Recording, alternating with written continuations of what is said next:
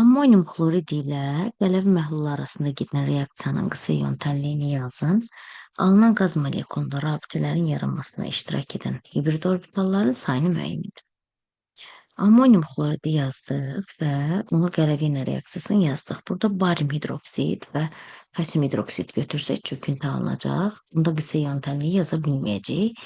Onu da yazıb izah edərəm sizə. Hələlik ki, bunu izah edək.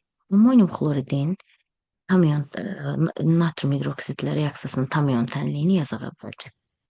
NH4 plus və xlor minus. Burada natrium plus olacaq və OH minus. Və burada natrium plus, xlor minus. NH3 və H2O isə ionlarına ayrılmır. Bu oldu tam yöntəmlik.